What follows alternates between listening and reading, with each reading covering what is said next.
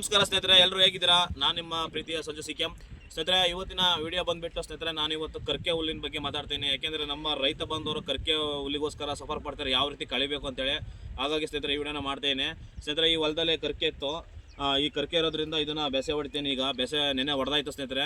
ಹಾಗಾಗಿ ಇವತ್ತು ವಿಡಿಯೋ ಮಾಡ್ತೀನಿ. ಯಾಕೆಂದರೆ ಇನ್ನೂ ಟೈಮ್ ಇದೆ. ಯಾಕೆಂದರೆ ಜನವರಿ, ಫೆಬ್ರವರಿ, ಮಾರ್ಚ್. ಹಾಗಾಗಿ ಈ ವಿಡಿಯೋನ ನಮ್ಮ ರೈತ ಬಂದವರಿಗೆ ಕರ್ಕೆ ಹುಲ್ಲು ಯಾವ ರೀತಿ ಕಳೆಯೋದು, ಯಾವ ರೀತಿ ಇದಕ್ಕೆ ಪರಿಹಾರ ಅಂತೇಳಿ ವಿಡಿಯೋ ಮಾಡ್ತೀನಿ ಸ್ನೇಹಿತರೆ. ಯಾಕೆಂದರೆ ಸ್ನೇಹಿತರೆ, ನಮ್ಮ ರೈತ ಬಂದವರು ಕಳೆನಾಶ ಹೊಡೆದ್ರೆ ಹೋಗುತ್ತೆ ಅಂದ್ಕೊಂಡಿರ್ತಾರೆ ಸ್ನೇಹಿತರೆ. ಕಳೆನಾಶದಲ್ಲಿ ಹೋದ್ರೂ ಹೋಗ್ಬೋದು, ಹೋಗ್ದೇ ಇರ್ಬೋದು. ಅದಕ್ಕೆ ಪರಿಹಾರ, ಶಾಶ್ವತ ಪರಿಹಾರ ಇಲ್ಲ. ಮತ್ತು ಇನ್ನು ಕೆಲವು ರೈತರು ಹೇಳ್ತಾರೆ ಸ್ನೇಹಿತರೆ, ಗುದ್ಲಿ ಪಿಕಾಸ್ ಇಟ್ಕೊಂಡು ನಾವು ಒಂದು ಕಡೆಯಿಂದ ಅಗ್ದು ಅದನ್ನೆಲ್ಲ ಆಯ್ಬೇಕು ಒಂದು ಕಡೆಯಿಂದ ಅಂತ ಹೇಳ್ತಾರೆ. ಆದರೆ ಎಕರೆಗಟ್ಟಲೆ ಇರುವಂಥ ರೈತರು ಎಲ್ಲಿ ಸ್ನೇಹಿತರೆ ಅದನ್ನೆಲ್ಲ ಆಯ್ದು ಕೆಲಸ ಮಾಡೋಕ್ಕಾಗ್ತದೆ. ಯಾಕೆಂದರೆ ಈಗ ಲೇಬರಿಗೆ ತುಂಬ ಕಷ್ಟ ಇದೆ, ಲೇಬರ್ಗಳು ಬೇರೆ ಸಿಗ್ತಿಲ್ಲ. ಅದರಲ್ಲೂ ಈಗ ನಮ್ಮ ರೈತ ಬಂದವರು ಅಗ್ರಿಕಲ್ಚರ್ ಮಾಡ್ತಿರೋದೇ ಹೆಚ್ಚಾಗ್ತಿದೆ.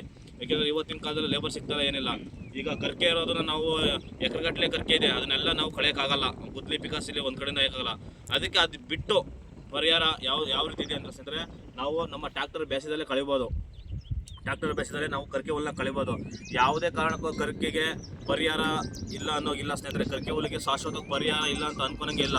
ಹಾಗಾಗಿ ಸ್ನೇಹಿತರೆ, ಈ ವಿಡಿಯೋನ ನಾನು ತಿಳಿಸ್ಕೊಡ್ಬೇಕು ಅಂತೇಳಿ ನಮ್ಮ ರೈತ ಬಂದವರಿಗೆ ಈ ವಿಡಿಯೋನ ಮಾಡ್ತಾಯಿದ್ದೀನಿ ಸ್ನೇಹಿತರೆ. ಯಾವಾಗ ಕಳಿಬೇಕು ಈ ಒಂದು ಕರ್ಕೆ ಹುಲ್ಲನ್ನ ಅಂತ ನಾನು ಈ ವಿಡಿಯೋದ ಹೇಳ್ತಾ ಹೋಗ್ತೀನಿ. ವಿಡಿಯೋನ ಸ್ನೇಹಿತರೆ ಕೊನೆ ತನಕ ನೋಡಿ. ಯಾಕೆಂದರೆ ಅರ್ಧ ನೋಡಬೇಡಿ, ವಿಡಿಯೋ ಕೊನೆ ತನಕ ನೋಡಿ. ಕೊನೆ ತನಕ ನೋಡೋದ್ರಿಂದ ಸ್ನೇಹಿತರೆ ನಿಮಗೆ ಫುಲ್ಲು ಮಾಹಿತಿ ಸಿಗುತ್ತೆ. ಯಾರೆಲ್ಲ ನನ್ನ ರೈತ ಬಂದವರು ಹೊಸದಾಗಿ ನೋಡ್ತಾರೆ, ದಯವಿಟ್ಟು ಸ್ನೇಹಿತರೆ ಸಬ್ಸ್ಕ್ರೈಬ್ ಮಾಡ್ಕೊಳ್ಳಿ, ಸಪೋರ್ಟ್ ಮಾಡಿ. ಸಬ್ಸ್ಕ್ರೈಬ್ ಮಾಡೋದನ್ನ ಮರಿಬೇಡಿ. ಹಾಗೆ ಈ ವಿಡಿಯೋನ ನಮ್ಮ ರೈತ ಬಂದವರಿಗೆ ಶೇರ್ ಮಾಡಿ, ಆದಷ್ಟು ತಿಳಿಸಿ. ಬನ್ನಿ ಸ್ನೇಹಿತರೆ, ವಿಡಿಯೋನ ಶುರು ಮಾಡೋಣ.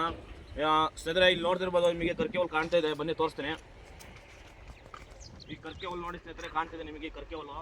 ಈ ಕರ್ಕೆ ಹುಲ್ಲು ಸ್ನೇಹಿತರೆ ಬೇಸಿಗೆಯಲ್ಲಿ ನೀವು ಏಪ್ರಿಲ್ ತಿಂಗಳಲ್ಲಿ ನೀವು ಜನವರಿ, ಫೆಬ್ರವರಿ, ಮಾರ್ಚ್ ಬಿಟ್ಟಾಕಿ. ಏಪ್ರಿಲ್ ತಿಂಗಳಲ್ಲಿ ಮಳೆ ಬಿದ್ದಾಗ ನೀವೇನು ಮಾಡ್ತೀರಾ, ಒಂದು ಸಾಲು 2 ಸಾಲು ಬೇಸೆ ಹೊಡಿಸಿ ಬೆಳೆ ಮಾಡ್ತೀರಾ ಸ್ನೇಹಿತರೆ. ಬೆಳೆ ಮಾಡಾದ್ಮೇಲೆ ಕಡಲೆ ಆಗಿರ್ಬೋದು, ದೊಡ್ಡನೆ ಆಗಿರ್ಬೋದು, ಅಲಗೆಡ್ಡೆ ಆಗಿರ್ಬೋದು, ಒಂದು ಬೆಳೆ ಮಾಡ್ತೀರಾ ನೀವು. ಒಂದು ಬೆಳೆ ಮಾಡಾದ್ಮೇಲೆ ನೀವು ಕರ್ಕೆ ಹುಲ್ಲನ್ನ ಕಳೆಯೋಕ್ಕಾಗಿರಲ್ಲ, ನಿಮಗೆ ಗೊತ್ತಿರಲ್ಲ ಕರ್ಕೆ ಹುಲ್ಲು ಇರುತ್ತೆ. ಅವಾಗ ಏನು ಮಾಡ್ತೀರಾ ಸ್ನೇಹಿತರೆ, ಒಂದು ಬೆಳೆ ನಿಮಗೆ ಸೆಪ್ಟೆಂಬರು, ಅಕ್ಟೋಬರಲ್ಲಿ ನಿಮಗೆ ಒಂದು ಬೆಳೆ ಕಟಾಪ್ ಆಗುತ್ತೆ. ಆಗಸ್ಟಲ್ಲಿ, ಸೆಪ್ಟೆಂಬರಲ್ಲಿ ಒಂದು ಬೆಳೆ ಕಟಾಪ್ ಆಗುತ್ತೆ. ಅದಾದಮೇಲೆ ಏನು ಮಾಡ್ತಾರೆ, ಮತ್ತೆ ಉಕ್ಕೆ ಹೊಡಿಸಿ ನೀವು. ಅದಾದಮೇಲೆ ಸ್ನೇಹಿತರೆ ಮತ್ತೆ ಉಕ್ಕೆ ಹೊಡಿಸಿ ನೀವು ರಾಗಿ ಬೆಳೆನ ಮಾಡ್ತೀರಾ. ರಾಗಿ ಬೆಳೆ ಮಾಡಾದ್ಮೇಲೆ ನಿಮಗೆ ರಾಗಿ ಬೆಳೆ ಯಾವಾಗ ಕಟಾಪ್ ಆಗುತ್ತೆ ಸ್ನೇಹಿತರೆ, ನವಂಬರ್ ಅಥವಾ ಡಿಸೆಂಬರಲ್ಲಿ ನಿಮ್ಮ ರಾಗಿ ಬೆಳೆ ಕಟಾಪ್ ಆಗುತ್ತೆ. ರಾಗಿ ಬೆಳೆ ಕಟಾಪ್ ಆದಮೇಲೆ ನೀವೇನು ಮಾಡ್ತೀರಾ ಸ್ನೇಹಿತರೆ, ಇನ್ನೂ 4 ತಿಂಗಳು ಟೈಮ್ ಇದೆ ಬೆಳೆ ಮಾಡೋದು ಅಂತೇಳಿ ಬೇಸೆ ವರ್ಷದಂಗೆ ಬಿಡ್ತೀರಾ. ಬೇಸೆ ವರ್ಷದಂಗೆ ಬಿಡೋದ್ರಿಂದ ಅದೇ ನೀವು ಮೇನಾಗಿ ತಪ್ಪು ಮಾಡೋದು ಸ್ನೇಹಿತರೆ. ಯಾಕಂದರೆ ಭೂಮಿ ಒಳಗಡೆ ಕರ್ಕೆ ಹುಲ್ಲು ಇರುತ್ತೆ. ಕರ್ಕೆ ಹುಲ್ಲು ಭೂಮಿ ಒಳಗಡೆ ಇರೋದ್ರಿಂದ ಬಿಸಿಲಿಗೆ ಆ ಒಂದು ಹುಲ್ಲು ಒಣಗೋದಿಲ್ಲ. ನೀವೇನು ಮಾಡಬೇಕು ಸ್ನೇಹಿತರೆ, ಆ ಟೈಮಲ್ಲಿ ಏನಾದರೂ ನಿಮ್ಮ ಹೊಲ ಹದವಾಗಿದ್ದರೆ, ಬೇಸೆ ಹೊಡೆಯೋಕ್ಕೆ ಬಂದಿದ್ದರೆ, ಹೊಡೆಯೋ ರೀತಿ ಇದ್ದಿದ್ರೆ ಸ್ನೇಹಿತರೆ, ನೀವು ಹಿಂದೆ ಮುಂದೆ ನೋಡ್ಬಿಡಿ, ಬೇಸೆ ಹೊಡಿಸಿ ಬಿಟ್ಟುಬಿಡಿ. ಬೇಸೆ ಹೊಡೆದ್ರಿಂದ ಏನಾಗುತ್ತೆ ಸ್ನೇಹಿತರೆ ಅಂದರೆ, ನಮ್ಮ ಭೂಮಿ ನೇಲು ಮುಂಟಾಗಿ ಹೋಗಿರುತ್ತೆ. ಭೂಮಿ ಎಲ್ಲಿ ತನಕ ಹೋಗಿರುತ್ತೆ ಅಲ್ಲಿ ತನಕ ಭೂಮಿ ಡ್ರೈ ಆಗೋಕ್ಕೆ ಸ್ಟಾರ್ಟ್ ಆಗುತ್ತೆ. ಯಾಕೆಂದರೆ ಭೂಮಿ ಎಲ್ಲಿ ತನಕ ನೇಗಿಲು ಇಳಿದಿರುತ್ತೋ ಅಲ್ಲಿ ತನಕ ಭೂಮಿ ಡ್ರೈ ಆಗಿ ಸ್ಟಾರ್ಟ್ ಆಗುತ್ತೆ. ಡ್ರೈ ಆಗೋದ್ರಿಂದ ಅದ್ರ ಜೊತೆಗೆ ಹುಲ್ಲು ಒಣಗುತ್ತೆ ಸ್ನೇಹಿತರೆ. ಈ ಕರ್ಕೆ ಹುಲ್ಲು ಸತತವಾಗಿ ನಿಮಗೆ 3ರಿಂದ 4 ತಿಂಗಳು ಟೈಮ್ ಇರೋದ್ರಿಂದ ಈ ಕರ್ಕೆ ಹುಲ್ಲು ಸಂಪೂರ್ಣವಾಗಿ ಒಣಗೋಗುತ್ತೆ. ಯಾಕೆಂದರೆ ಬಿಸಿಲಿಗೆ ಒಣದಿರೋ ಪದಾರ್ಥನೇ ಇಲ್ಲ. ಯಾವುದೇ ರೀತಿಯಾಗಲಿ ಬಿಸಿಲಿಗೆ ಒಣದಿರೋ ಪದಾರ್ಥನೇ ಇಲ್ಲ. ಇದಕ್ಕೆ ಪರಿಹಾರ ಇಲ್ಲ ಅಂತ ಅನ್ಕೋಬೇಡಿ ಸ್ನೇಹಿತರೆ. ನೀವು ಮಳೆಗಾಲದಲ್ಲಿ ಯಾವುದೇ ಕಾರಣಕ್ಕೂ ಕರ್ಕೆ ಹುಲ್ಲನ್ನ ಕಳೆಯೋಕ್ಕಾಗಲ್ಲ. ಮಳೆಗಾಲದಲ್ಲಿ ಮಳೆ ಬರ್ತಾ ಇರುತ್ತೆ, ಹಸಿಂಶ ಇರುತ್ತೆ, ಹಸಿಂಶ ಆರೋದಿಲ್ಲ. ಈ ಒಂದು ಕರ್ಕೆ ಹುಲ್ಲಲ್ಲಿ ಇರುವಂಥ ದಂಟಿನ ಹಸಿಂಶ ನಿಮಗೆ ಆರೋದೇ ಇಲ್ಲ, ಅದು ಹಾಗೆ ಇರುತ್ತೆ.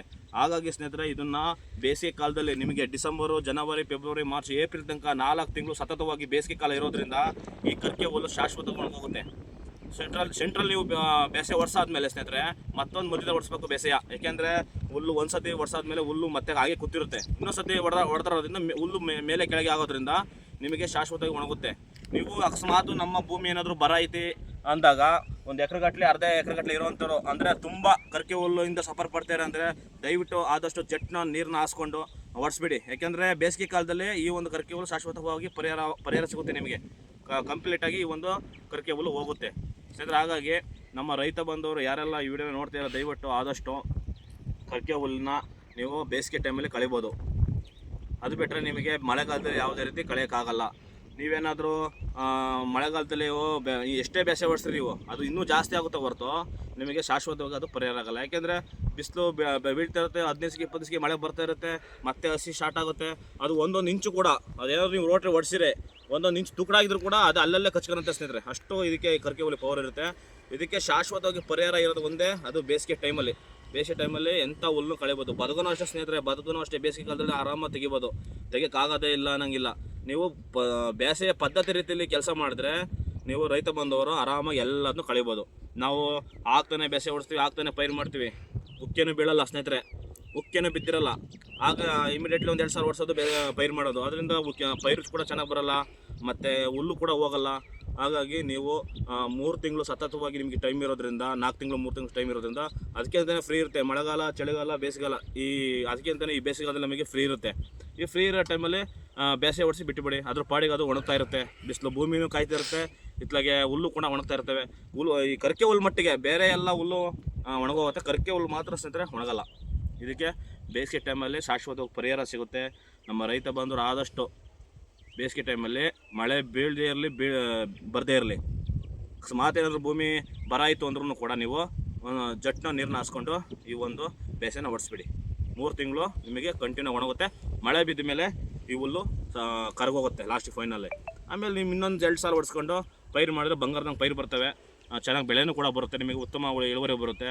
ಎಷ್ಟು ಬೇಸಾಯ ನಮಗೆ ಉಕ್ಕೆ ಬೀಳುತ್ತೋ ಅಷ್ಟು ಇಳುವರಿ ಬರುತ್ತೆ, ನೀರು ಅಷ್ಟೇ ಕುಡಿಯುತ್ತೆ ಭೂಮಿ. ಕುಡಿಯೋದ್ರಿಂದ ನಮಗೆ ಉತ್ತಮವಾಗಿ ಬೆಳೆ ಬರುತ್ತೆ, ಮತ್ತು ಬೆಳೆನೂ ಕೂಡ ಚೆನ್ನಾಗಿ ಬರುತ್ತೆ.